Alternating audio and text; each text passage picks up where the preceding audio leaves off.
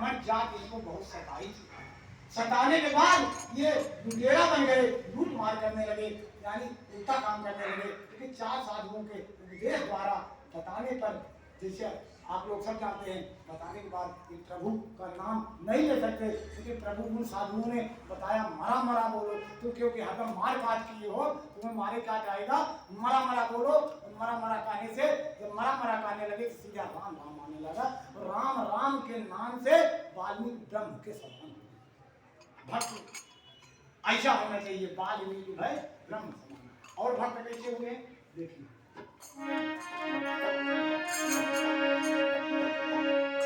विप्र सुदामा और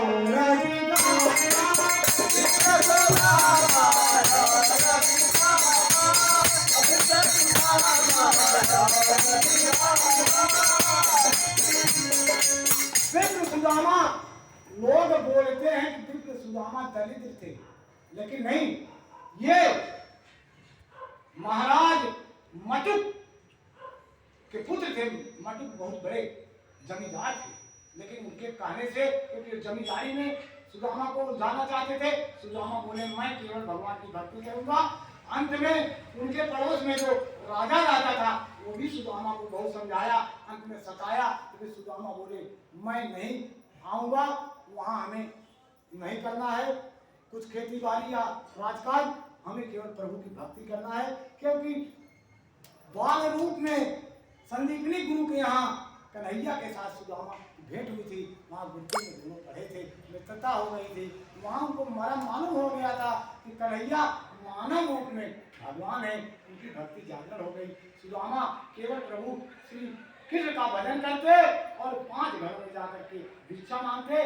5 घरों में कई बच्चे थे, उनकी पत्नी सुशीला थी, गरीबी थी, लेकिन 5 घरों में जो मांगते लाते, जो मिल जाता खाते खिलाते। अगर 5 घरों से में नहीं मिलता तो उस दिन उपवास कर जाते। बहुत बहुत यातनाएं हो गए, लेकिन अंत में प्रभु के शरण में गए। अंत में भगवान उनको 2 लोक दिए। सुदामा पूरी स्वर्ण की। सोचिए, सुदामा और रविदास जात के छोटे थे, लेकिन रविदास को बहुत सताया गया, ब्राह्मण लोग बहुत सताए, ऊंचे वर्ग लोग बहुत सताए। लेकिन सताने के बाद एक बार काशी नरेश बुलवाए, और बुलवाने के बाद ब्राह्मण बोले रविदास अपने को बड़ा भक्त कहता है, बड़ा ज्ञानी कहता है, बड़ा बुद्धिमान कहता है, बड़ा परोपकारी कहता है, बड़ा शक्तिशाली कहता है, इसकी परीक्षा लिया जाए। तो एक मूर्ति रखी गई, और रखी गई वहाँ पर टेबल पर। काशी नरेश से ब्राह्मण लोग बोले अगर ये मूर्ति हमारे लोगों ब्राह्मणों के भजन से मूर्ति हमारे हाथ में आ जाएगी तो समझो रविदास ढोंगी है, हम लोग सच्चे हैं, इसको मंदिर में जाने की आज्ञा हम लोग देंगे। अगर मूर्ति इसके हाथ में नहीं गई तो ये देश से, काशी नगरी से और जगह में निकाल दिया जाएगा, इसको यहाँ रखा नहीं जाएगा। अंत में हुआ क्या, मूर्ति रखी गई, सारे ब्राह्मण आए, ब्राह्मण याचना किए, हे प्रभु आ जाओ, भजन गाए, कीर्तन गाए, हे प्रभु आ जाओ मेरे हाथ में। जो उनका गुरु था वो हाथ फैलाया, लेकिन मूर्ति वहां से नहीं आई। और रविदास जब वहाँ खड़े हुए, वहां से बोले हे परमात्मा, अब लाज आपके हाथ में है, मैं आपका अगर परम भक्त हूँ तो आप हमारे हमारे हाथ में आ जाइए। मूर्ति वहां से हवा में करते हुए रविदास के हाथ में आ गई। तभी से रविदास परिणाम होने लगा, रविदास का प्रेम बढ़ने लगा। राजा भी छूट दे दिए कि अब तुम्हें कोई ब्राह्मण सताएगा नहीं, तुम रोज कुटिया बना करके भजन करो और भगवान को प्राप्त होकर के अंत समय जाओ। यह काशी नरेश की आज्ञा थी। तो रविदास थे वो तो हरिजन थे, उनको क्यों नहीं भगवान अलग किए?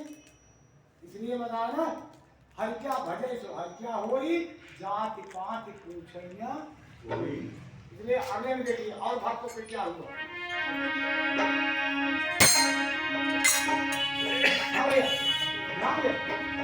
अरे समाना है पाई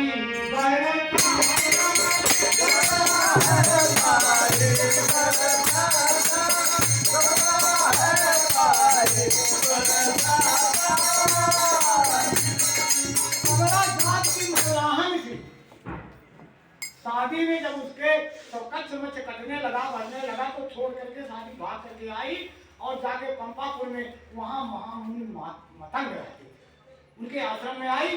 मुनि को नहीं मालूम पड़ा, लेकिन ये कन्या रूप में थी, शादी नहीं हुई थी, आई और मुनि को को पता नहीं चलता। मुनि जब सोते रहते, ये भी ऐसा है, सोते रहते